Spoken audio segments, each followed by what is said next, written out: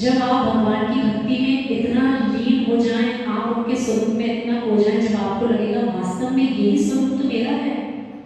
अंतर क्या है मात्र कि मेरे ऊपर कर्मों का एक बहुत मोटा एक सघन आवरण पड़ा हुआ है, लेकिन भगवान ने इस सभी कर्मों का अभाव कर दिया।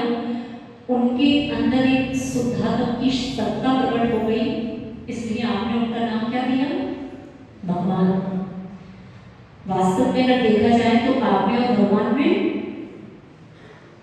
डर नहीं करना चाहिए, यहाँ सीख लो।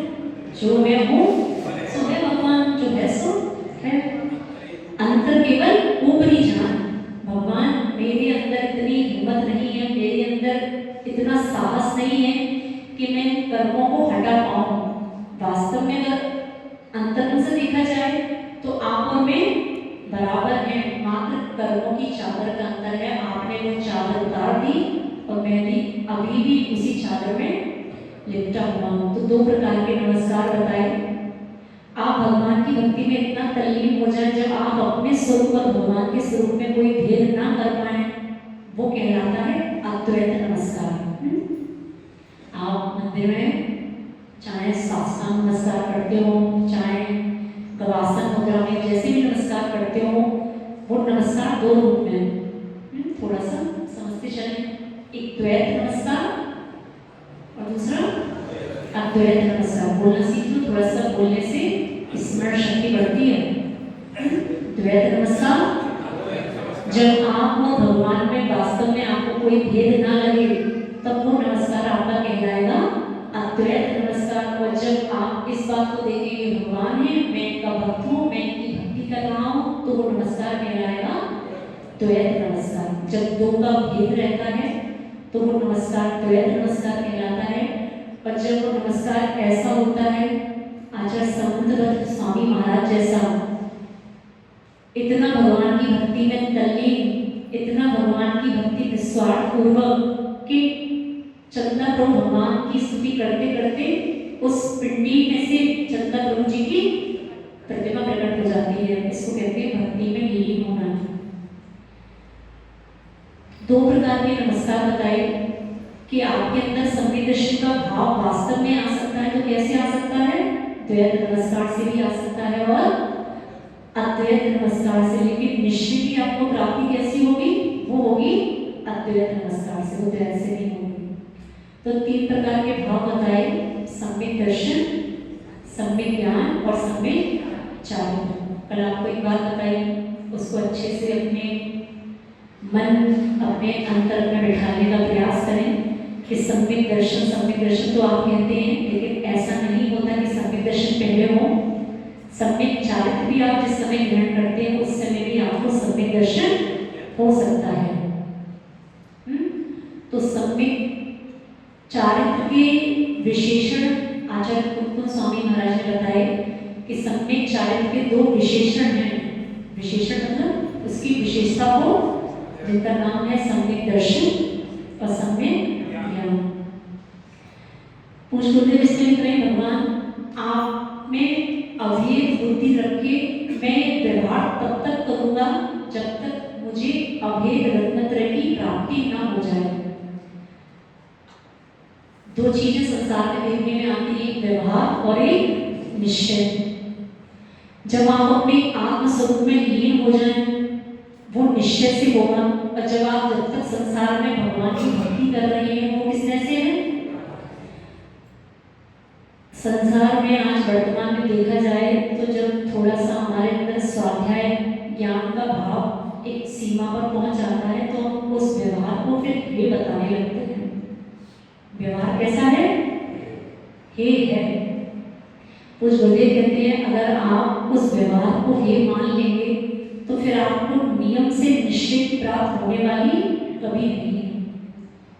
बात समझ में आ रही है? मान लीजिए आपके घर में सीढ़ी है, सीढ़ियों के ऊपर आपका अपना एक कमरा बना हुआ है। अब आपसे कहें आपको कमरे में पहुंचना है, तो वास्तव में आपको कौन सी सीढ़ी कमरे में पहुंचाएगी? जो अंतिम वाली होगी। लेकिन अंतिम वाली तक आप सीधे पहुंच जाओगे या पहले आपको पहली वाली पे चढ़ना पड़ेगा? तो बस कुछ ऐसा ही समझना।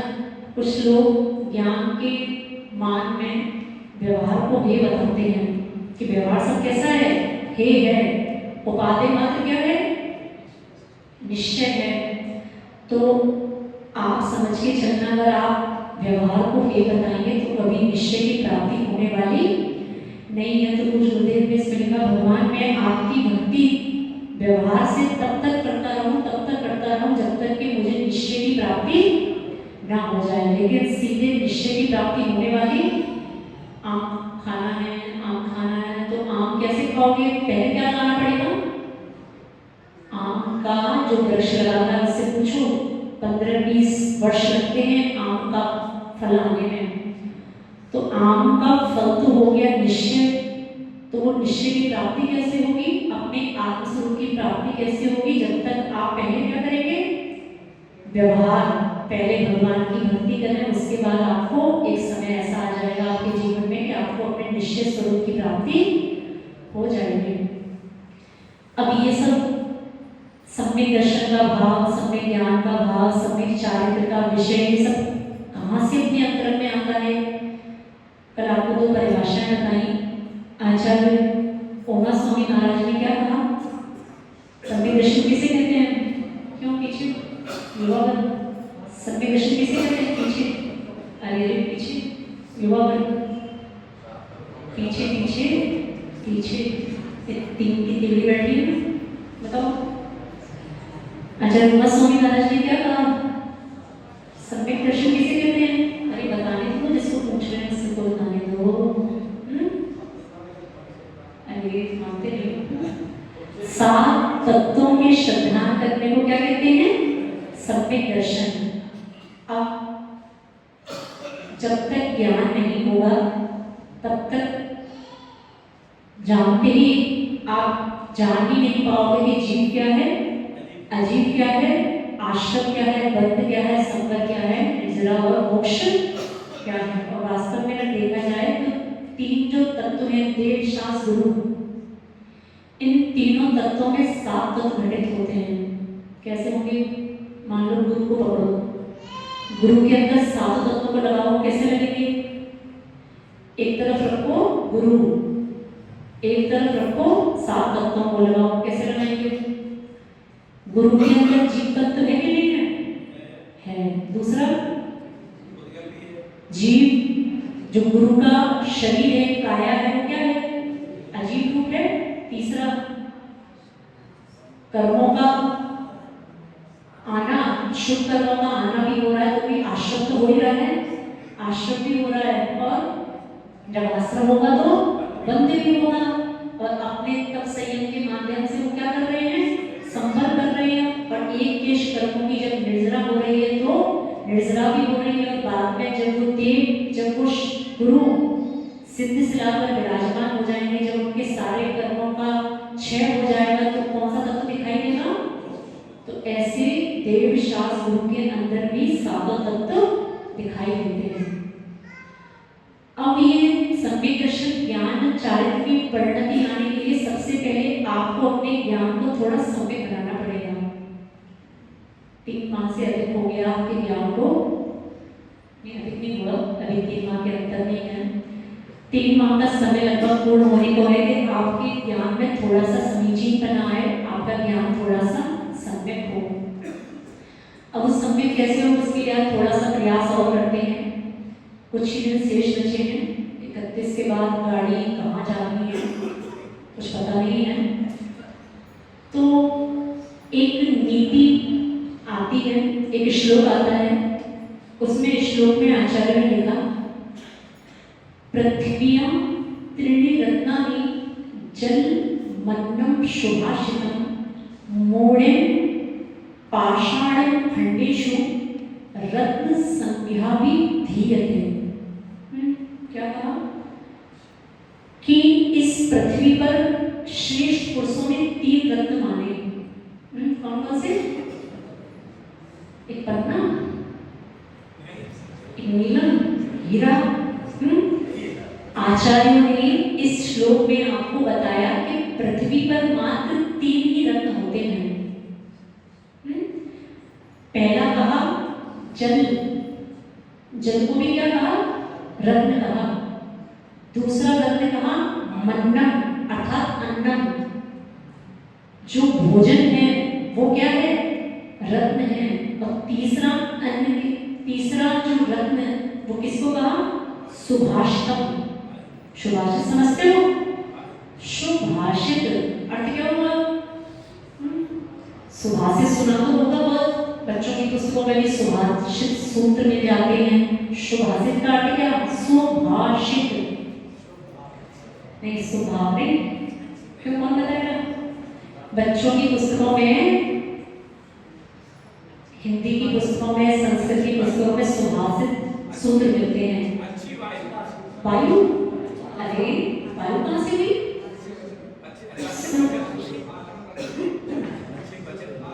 सोचने का टाइम मिला है, सोच लो।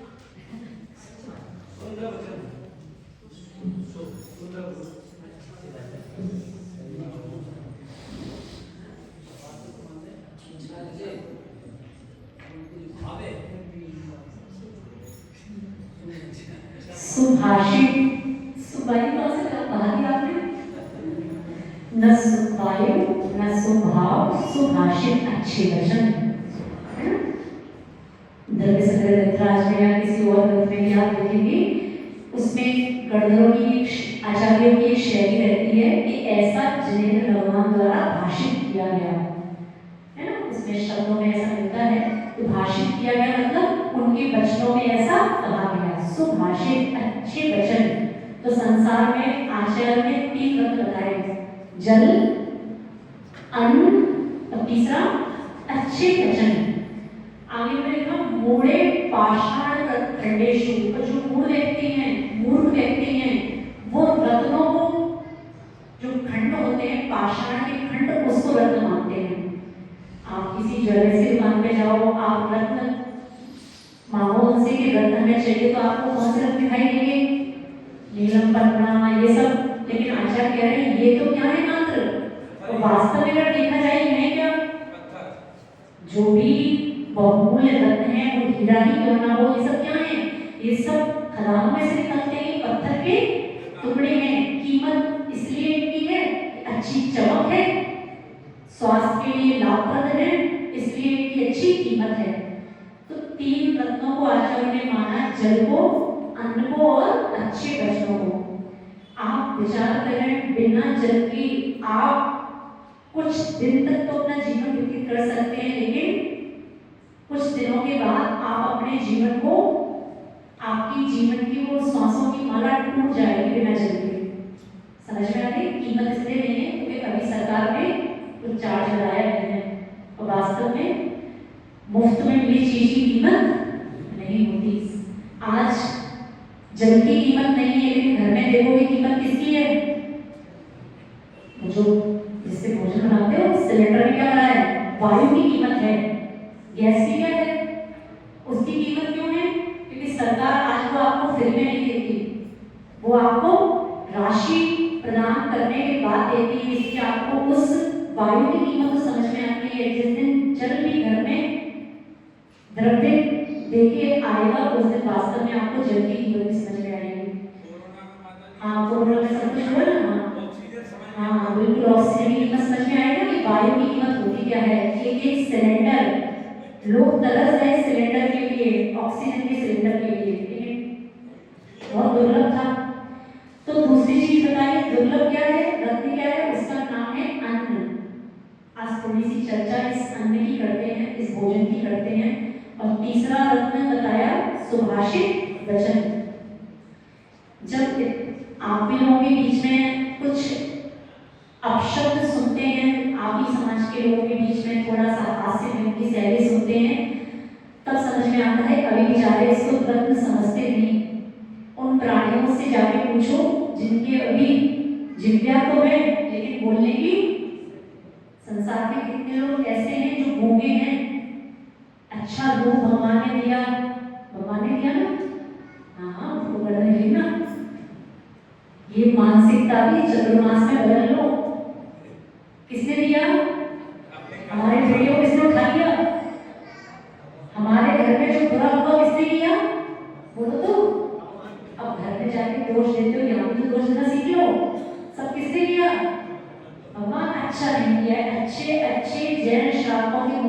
बात सुनने को मिलती है, भगवान जिस दिन आप भगवान को कर्ता मानना छोड़ दोगे, वास्तव में आप उस दिन जैन धर्म के श्रावक कहलाओगे। जैन धर्म में कर्तावादित्व बना स्वीकार नहीं किया। आपको जो भी मिलता है अच्छा या बुरा किससे मिलता है? आपके अपने ही कर्मों से। आपको जितनी आयु मिली, आपके परिवारजन को जितनी भी आयु मिली, आपके साथ अच्छा हुआ, आपके बेटे की नौकरी लगी, आपकी बेटी का अच्छे घर में विवाह हुआ, नहीं हुआ, सब कुछ जो हुआ किस कारण से?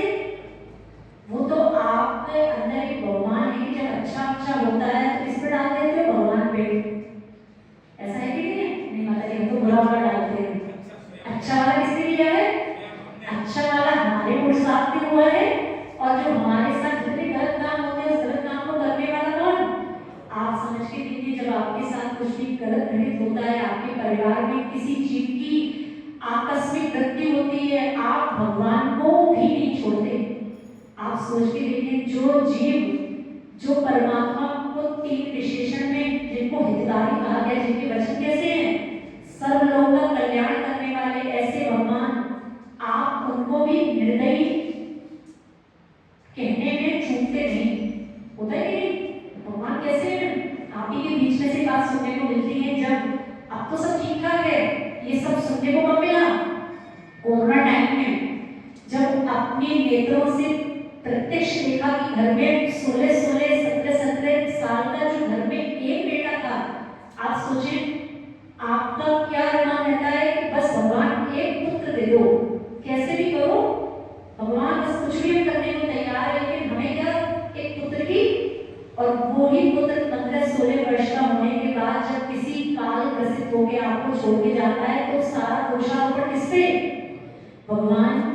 ऐसे लोगों ने कोरोना में मंदिर जाना छोड़ दिया हमेशा के लिए, जिनके घर में से असमय मृत्यु हुई। भगवान आपने अच्छा नहीं किया। हमारे पापा ने, हमारे बेटे ने, ऐसे बच्चे भी हुए, ऐसे पिता भी हुए, जिन पिता के मुख से ये कहते हुए सुना गया, भगवान महाराज जी, हमारा बेटा गुरु के पास बहुत जाता था, हमारा बेटा इनका भक्त था, हमारा बेटा उनका भक्त था, उसके साथ बहुत गलत हुआ। भगवान ने अच्छा नहीं किया, है ना? समझ में आता है? ये आप लोगों के मुख से जो सुनने को मिलता है, तो समझ में आता है कि इनसे ज्यादा अज्ञानी जी तो संसार में जब भी कुछ अपने साथ अच्छा हो, श्रेय दे देना भगवान को। अच्छा वो नहीं करते, करता है सब कुछ। जो कुछ अच्छा बुरा होता है सब किसके द्वारा? अच्छा भी है तो आपके कर्म, बुरा भी है तो वो। एक बार आशीष जी से किसी ने पूछा, आशीष जी की एक आदत थी, उनका एक स्वभाव था कि जीवन में कुछ अच्छा कार्य होता, पंच कल्याण आदि, तो वो कहते सब गुरु महाराज की कृपा है। आप भी गए गुरु के पास, हमने क्या बोला? वहां जाके क्या बोला ना? बोलो तो कि माता जी ने कुछ नहीं कराया, जितने भी हमारे यहाँ कार्य हुए सब कैसे हुए? आपके आशीर्वाद से हुए। इतना कहना सीख लो कि जब अच्छा हो तो किससे हुआ? भगवान आपकी कृपा से हुआ। उनकी कृपा से भी नहीं है, लेकिन भगवान देना भी तो सीखो। उन्होंने नहीं किया, ये सही है। उनकी भक्ति से कुछ होता है कि नहीं? उन्होंने नहीं किया, बिल्कुल ठीक है। उनकी भक्ति से कुछ अच्छा होता है कि नहीं? होता है, नियम से होता है। तो इतना कहना सीख लो, भगवान जो अच्छा है सब आपकी वजह से। वास्तव में तो अगर देखोगे तो अच्छा भी हमारे कर्मों से है और बुरा भी हमारे कर्मों से। लेकिन बड़ों को इतना भगवान देखना सीख लो, भगवान जो अच्छा हो रहा है हमारे जीवन में सब आपकी वजह से हो रहा है, और जो कुछ बुरा हुआ है वो सब मेरे कर्मों का परिणाम है। तो आचार्य ने आपको दूसरे रत्न का नाम बताया, जिसका रत्न का नाम क्या दिया? बोलो, अन्न। अब वो अन्न वास्तव में आपके जीवन में रत्न का काम कैसे करे, आज थोड़ा इसको समझना। क्योंकि वर्तमान में कुछ पाश्चात्य संस्कृति की हवा ऐसी बह रही है, इस सब उसमें बह रहे हैं। आपके घर का भोजन नहीं रहा, अब वो वास्तव में क्या हो गया? वो लंच हो गया, डिनर हो गया और ब्रेकफास्ट हो गया। ये तो बात ठीक है आपकी है। आप जैसा भी खाएं, आप स्वतंत्र हैं, लेकिन आप एक विचार करके देखिए। एक बात बहुत दिनों से बात कहने की आज मौका मिला इस श्लोक के माध्यम से, कि आपको बताया कि अन्न एक रत्न है। क्या है? बोल तो लो अच्छे से, रत्न बोलोगे तब वास्तव में उस अन्न के प्रति बहुमान जगेगा। अब उस अन्न को रत्न बनाया कैसे जाएगा? तो रत्न, लेकिन आपने उसको रत्न समझा नहीं। आयुर्वेद इस बात को कहता है, औषधि विज्ञान इस बात को कहता है, थोड़ी सी बातें समझना, और हो सके तो आगे आने वाले समय में अपने जीवन में उस बात को हमेशा के लिए उसको स्थान देना बातों को। आचार्य औषधि विज्ञान ने कहा कि आप घर में कुकर में भोजन बनाते हैं, बनाओगे तो हो, बनाते रहोगे, पता है। हम अभी बात कर रहे हैं कि आपके माध्यम से अगर किसी साधु की चर्या में सहकारी आपको भोजन होता है, तो आपके द्वारा बनाए गए भोजन अगर साधु की चर्या में उनकी विशुद्धि में और वृद्धि करता है, तो उसका सारा श्रेय किसको? क्योंकि बोला गया है जैसा खाओगे अन्न वैसा होगा। तो आयुर्वेद औषधि विज्ञान इस बात को मानता है, बिल्कुल लिखा हुआ है पुस्तकों में, कि जितनी कुकर में सीटी आएंगी नियम से उतनी सीटी आपके पेट में ही आएंगी। पेट की सीटी समझते हो? पेट की सीटी नहीं समझते? यस। जब हमने ये पुस्तक में देखा तो बड़ा आश्चर्य हुआ। कुछ वर्ष पूर्व देखा था, बोलने का मौका आज मिला, कि आपको वो औषधि विज्ञान बता रहा है कि आप कुकर में सीटी लेंगे नियम से आपको उतनी गैस बनेगी। पहले के समय में कुकर थे, आपने भी अपने घर में पिताजी माँ को देखा होगा, भोजन किस में होता था?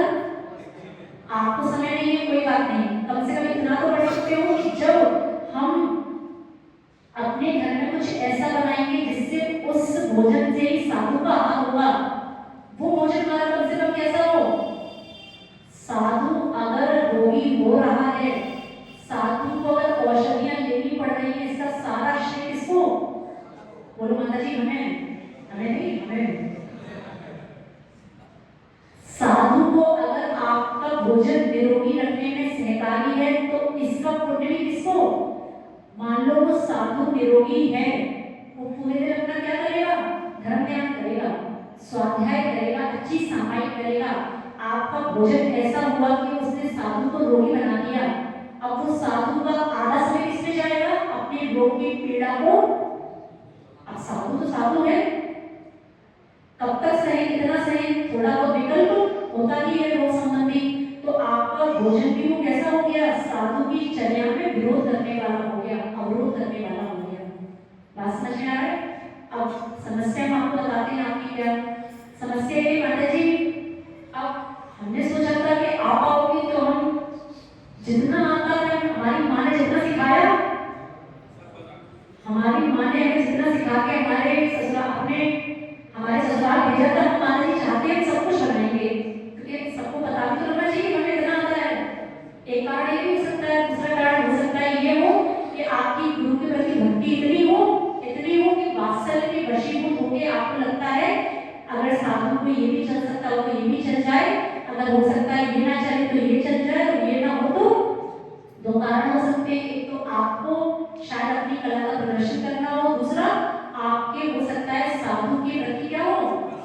वात्सल्य हो, भक्ति हो। ये तो हुई तो आपके वात्सल्य की बात है। अब आपसे प्रश्न पूछते हैं, ठीक है? मान लीजिए आपके घर में कुकर की संख्या कितनी है? कितने घर में? अधिक से अधिक 5 कुकर। खाते हो 5 कुकर के होते हैं? छोटा वाला 1 लीटर 2 लीटर 5 लीटर 4 लीटर ऐसा। चलो मान लिया 5 कुकर है, चलो ठीक है, मान लिया, मानने में हमारा क्या जाता है, अगर आपके पैसा आपका। आपको साधु के लिए बनना तो साधु में नहीं था, बनना तो आप ही का था, रक्षण कार्य बनता है इसके लिए साधु के बनता है। चलो कोई बात नहीं, साधु में भी बन रहा है। आप सोच के देखिए, आपने जितने प्रकार की दालें होती हैं आपने विचार किया, आज तो हमें चना, राजमा, मूंग दाल, ये छोला, वो छोला, ये चना, वो चना, काला, पीला, लाल, सब तरह आप विचार करें, क्योंकि हमने भी दीक्षा से पूर्ण सब कुछ देखा है। हमने शौकों के अंदर जब भोजन करते हुए देखा तो पूज गुरुदेव से कहते थे, महाराज जी अभी तक तो दीक्षा हुई नहीं है तो इनका भोजन लेने का मन करता नहीं है, दीक्षा होने के बाद तो न बोलने के रहे, न कहने के रहे, न सुनने के रहे, न सुनाने के रहे। समझ में आ रहा है? जब महिलाओं को देखते थे कि आपने कोई वस्तु बनाई, पुरुष वर्ग की सारी बातें महिलाओं के लिए आप समझें, कभी कभी मौका यहाँ नहीं मिलता, लेकिन अच्छी की समाजें होती है उसमें पुरुष वर्ग भी आचर्या कराता है, आहार बनाता है, चौका बनाता है। तो आप क्या करते हैं, मान लीजिए आपने किसी भी बर्तन में कोई सामग्री बनाई, अब 5 वाले कुकर की बात नहीं कर रहे, मान लो घर में 2 कुकर है ना, आपने वस्तु आपको 5 बनानी है, अब बार बार उस कुकर में मान लीजिए आपको कोई ऐसी वस्तु बनानी है जिसका उसके साथ मेल नहीं है, अब आप क्या करोगे, कुकर को धोगे। सब कुछ देखा महिलाओं को धोते हुए कि आपने उस सिंक के पानी से कुकर धोया और पास में आपके एक बर्तन और रखा हुआ है जिसमें आपका कुएं का शुद्ध जल है। अब अपने नेत्रों से क्या देखा, बहुत वर्षों तक देखा कि वो जल जो आपके कुकर का पानी जिसमें था, आपका सिंक का अशुद्ध जल, आपने उसको निकाल दिया और एक जल और लिया, कौन सा वाला, महिलाओं के अंदर ज्ञान के चुके हैं, अच्छा वाला जल लिया, कुएं वाला, आपने थोड़ा सा जल को डाला, उसको भंगारा हो। अब प्रश्न ये पूछते हैं, अब जो उसमें जल है वो कौन सा है? एक बार तो आपने किससे धोया, दूसरी बार आपने किससे धोया, अब बताओ उसमें अब जो है वो कौन सा है? अब कौन सा माइक्रोस्कोप लगाओगे देखने के लिए, अब बताओ कौन सा है? महिलाएं तर्क देती हैं, महिलाएं तर्क क्या देती हैं कि दीदी हमने बर्तन कुएं के जल से, आपने तो धो लिया, बहुत अच्छी बात है, धो लिया आपने, लेकिन अब ये बताओ इसमें जो जल है वो कौन सा है? इसलिए कहते हैं कोई भी क्रिया विवेक के साथ की जाए तभी वो फलदायी होती है। आप 2 ही वस्तुएं लगाती, आपको आवश्यकता ही नहीं पड़ती कि आपको उस कुकर को धोना पड़े। 2 कुकर हैं, अभी क्या होता है, जितनी कुकर में सीटी आएंगी नियम से साधु का कोई पेट विशेष नहीं है, सीटी तो आपके पेट में भी आएंगी। समझ में आ रहा है? भोजन है सबके लिए बराबर है, आप अपने लिए नहीं कर सकते, कोई बात नहीं, क्योंकि एक समस्या आती है माता जी को ऐसा वैसा बदलता नहीं है, ऐसा वैसा, कोई बात नहीं।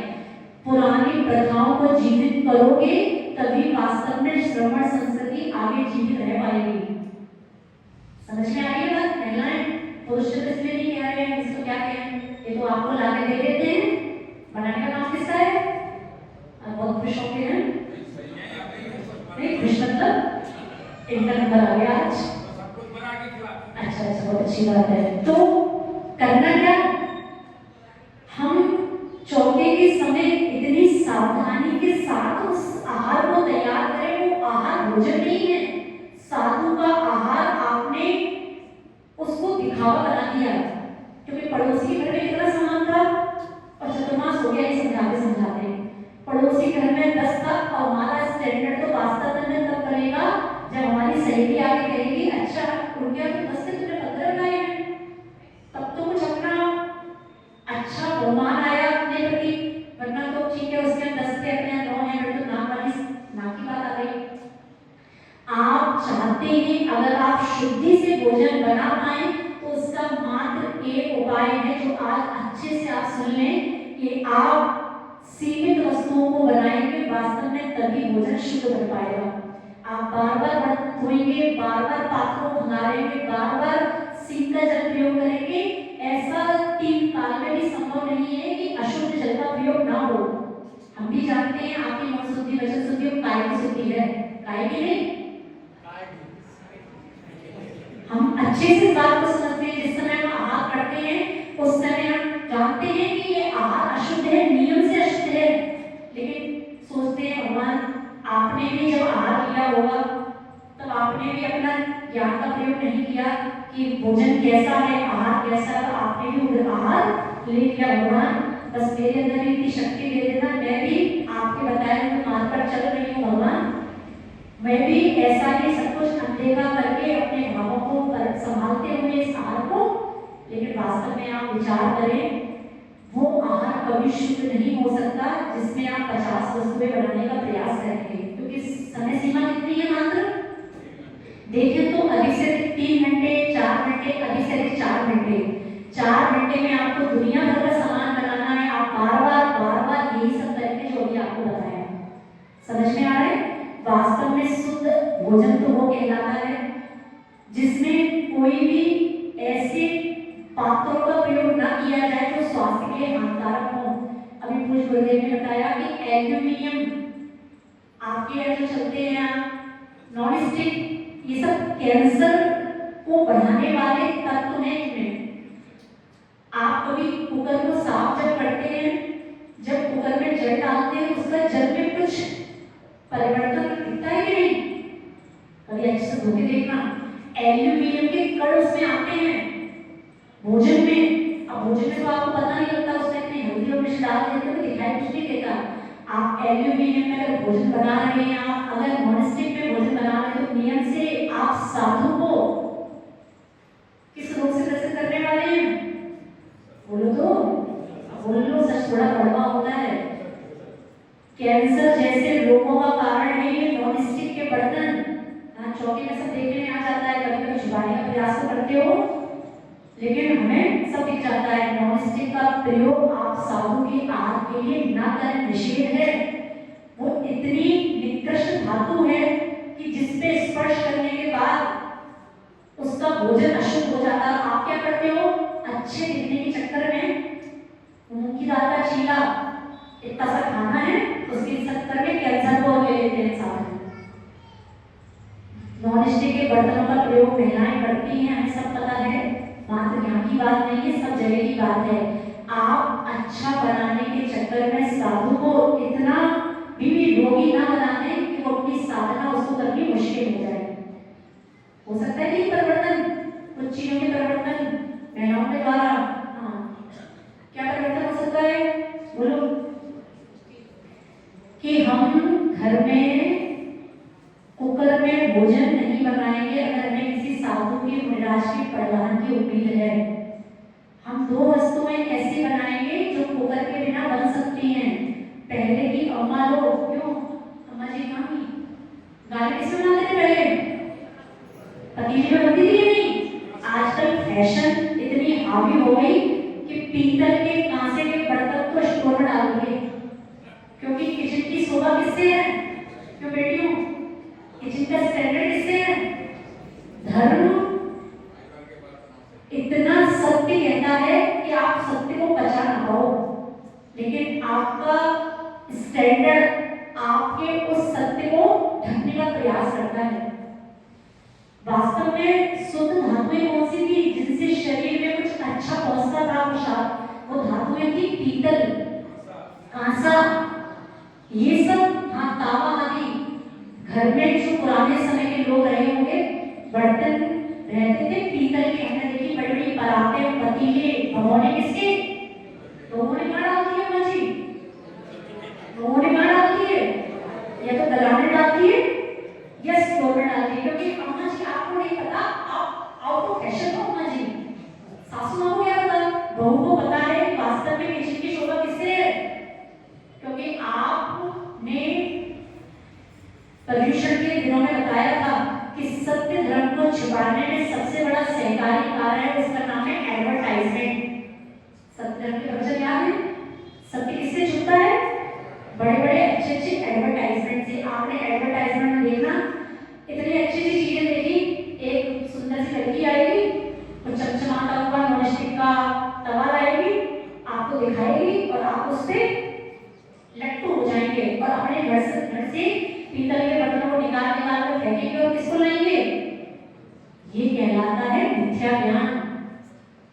मात्र शास्त्रों में जो लिखा है उसको ही मिथ्या ज्ञान मत मान लेना कि देव शास्त्र बुद्ध के प्रति विपरीत मान्यता को मेरा भाव नहीं है कुछ ऐसा पढ़ाने का, क्योंकि बालबोध में भी आपने सब पढ़ लिया, पाठशाला में सब पढ़ाया जा रहा है, शास्त्रों में आपने सब पढ़ लिया। मेरा भाव है कुछ ऐसा बताने का जिससे वास्तव में आपके जीवन में सुधार आए।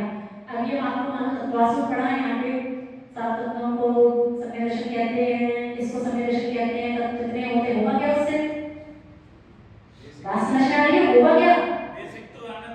पहले अपनी नींव तो मजबूत करो, पहले इतना तो सीखो कि साधु को आहार कराते कैसे, कुकर में नहीं कराते। साधु को आहार कराने के पीतल के बर्तन नहीं हो तो कम से कम एक धातु और है जो वर्तमान में चलती है, स्टील है। कुछ नहीं उसमें, न गुणकारी है न दुखकारी है। स्टील ऐसी धातु है, न आपके या साधु के स्वास्थ्य में उससे कुछ फर्क पड़ने वाला, न कुछ अच्छा होने वाला, न कुछ बुरा होने वाला। कम से कम ऐसी धातु का ही प्रयोग कर लो। समझ में आ रहा है? लेकिन आज से संकल्प लेके उठना कि हमारा आहार अगर साधु की चर्या में कोई भी अवरोध उत्पन्न करता है तो हमसे बड़ा महादोषी साधु की 3 सामायिक अगर निर्विकल्प रूप से नहीं हो पाती, इसका दोषी कौन? हमारा भोजन। क्योंकि आपका भोजन, साधु की चर्या, साधु के स्वास्थ्य इतना निमित्तकारी होता है कि बिना भोजन के वो चर्या में भी विशुद्धि नहीं आती। इतना बड़ा रोल है उस भोजन का। बात समझ में आ रही है? तो प्रयास करो हमारे माध्यम से वो भोजन इतना शुद्ध, इतना सात्विक, इतना अच्छा बने कि वो साधु को अन्य औषधि लेने की आवश्यकता कभी जीवन में पड़ेगी ना। शशि जी कहते थे आहार ही सबसे बड़ी औषधि है। क्या कहते थे? आहार ही सबसे बड़ी औषधि है और घर की गृहिणी सबसे बड़ी चिकित्सक है। आप सोच के देखिए, आपको चिकित्सक बताया, आपके भोजन को औषधि बताया किसने? और आप क्या कर रहे हो? घर में तो आप जो करो सो करो। एक चीज और आती है जिसको आप बोलते हैं भात। भात तो नहीं बोलते, मतलब जी हमारा स्टैंडर्ड थोड़ा डाउन होता है, चावल बोलते हैं। चावल वो भात वो कहलाता है जो खुले पात्र में बनता है, पसा हुआ, उसको कहते हैं भात। चावल क्या? चावल और भात में अंतर समझो। जो आपने कुकर में सीटी लेके पुलाव बना लिया उसका नाम क्या है? वो चावल पुलाव है। पसा हुआ चावल है वो क्या है? अच्छा कौन सा लगता है? अरे नहीं, अच्छा नहीं लगता। अच्छा तो लगता है पुलाव वाला खिला हुआ लगता है ना। हाँ, मुझे पढ़ी नहीं आना है, मिलेगा ऐसे सब मिलेगा। तो वास्तव में स्वास्थ्य के लिए लाभकारी कौन सा था? भात, जो खुले पात्र में बनाया जाए, जिसको हाथ में लेने के बाद वो उंगली में रख लोगे तो वो, इसका नाम था भात। लेकिन बनाते क्या हो? अब ऐसा नहीं समझना माता जी का मेन्यू बता रही कल का। हाँ, ज्ञान हर प्रकार का ज्ञान है। जब प्रवचनों के बाद कुछ बेटियां जिज्ञासा लेके आती है, समझ में आता है ज्ञान बहुत बड़े लेवल का है इनका, है ना? कि साधु अपनी आचर्या बता रहा है, माता जी अपना मेन्यू बता रही है। माता जी अपना मेन्यू नहीं बता रही है ना, अपना मेन्यू बता रही है। माता जी चाहते हैं कि आपको आचार्य ने चिकित्सक बताया, आपके भोजन को आचार्य ने औषधि बनाया, तो भोजन आपका औषधि रूप में ही बना रहे। वो भोजन आपके लिए भी स्वास्थ्यवर्धक हो और साधु की चर्या में भी हो, उनकी चर्या को निभाने वाला हो, अच्छे से उसमें भी सहकारी हो। तो संकल्प लेके उठना रहना है। आज हम निर्माण ही रहे हैं, हम नहीं चाहते हम किसी के ऊपर कोई जबरदस्ती नियम थोपे। हमारे कुछ गुरुदेव कहते हैं कि मेरा एक नियम है कि मैं किसी को नियम, हमारा तो नहीं है, उनका है कि वो किसी को नियम देते नहीं। वो कहते हैं आपको साधु की वाणी सुनने के बाद आपके हृदय में इतना परिवर्तन स्वयं में आना चाहिए कि आप खुद अपनी आत्मा से कहें मुझे ये नियम लेना है, मुझे ये संकल्प लेना है। आपको साधु का कोई नियम दिलवा हो सकता है, आपको लगे वो जबरन थोपा जा रहा है, आपके ऊपर लादा जा रहा है। इसलिए लादने वाली, थोपने वाली बात नहीं, सब विवेक की बातें हैं कि कुकर का प्रयोग आप ना करें, अपने लिए भी नहीं और इसके लिए नहीं, हमारे लिए वैसे नहीं करना चाहिए था आपको। दूसरी चीज क्या क्या क्या सीखा तो बता दो, एक बार रिवीजन तो कर लो सिलेबस का। पहली चीज क्या? कुकर का भोजन पेट में गैस उत्पन्न करने वाला है। दूसरा, नॉन स्टिक कैंसर जैसे बड़े रोग को आमंत्रण देती है। तीसरी बात बोलो, एल्यूमिनियम भी बड़े बड़े रोगों को, चर्म रोग, कैंसर रोग को बढ़ावा देती है। चौथी बात बोलो तो, जब भी चावल बनने की प्रक्रिया होती है वो खुले पात्र में होती है। वास्तव में वो चावल कुछ पेट में जाके स्वास्थ्य के लिए लाभदायक होता है। कोई वस्तु बनाए इतने विवेक के साथ बनाए कि वास्तव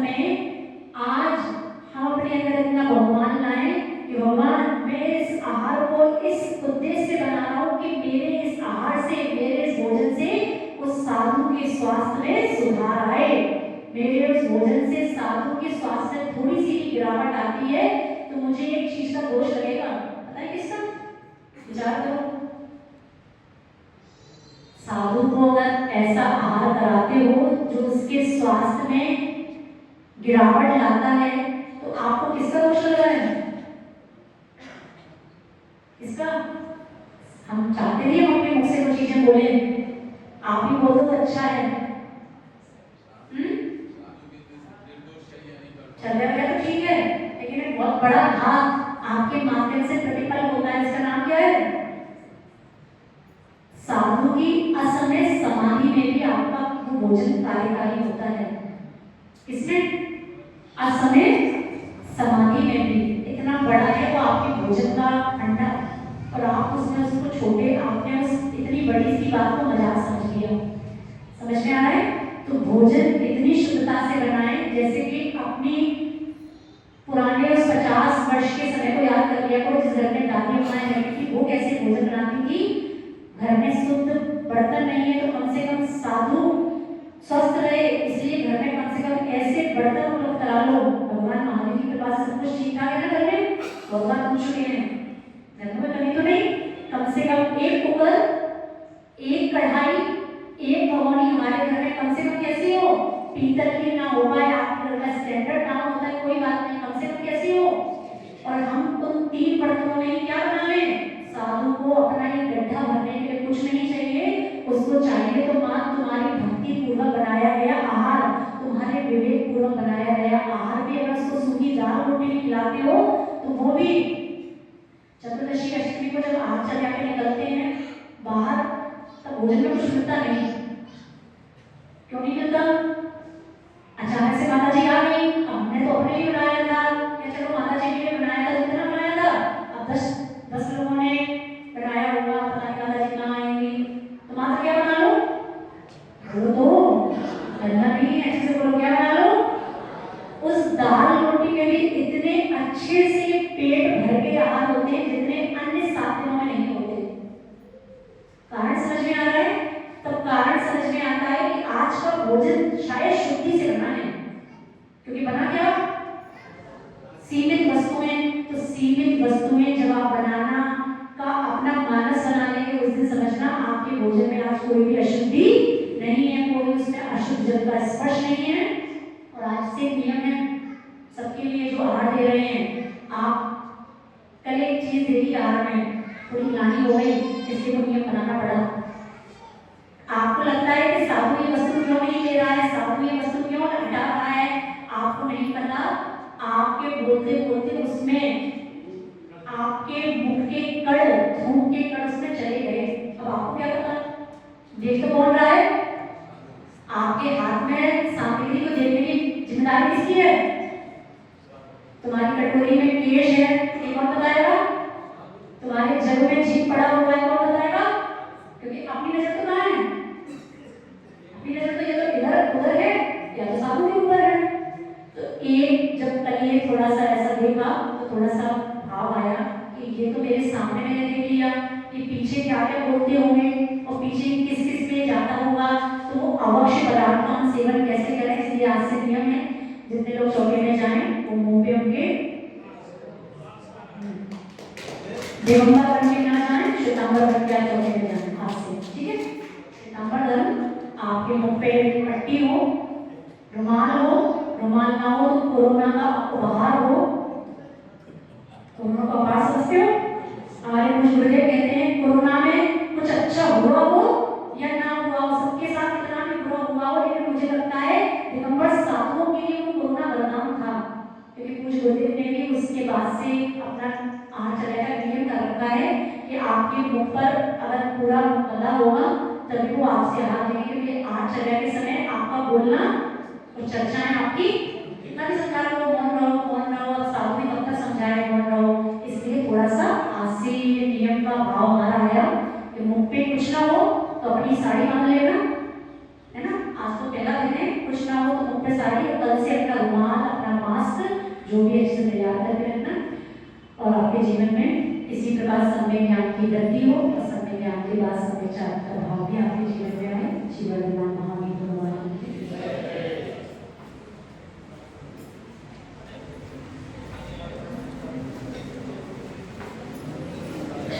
జనిచందనయ జగకు గురిచెను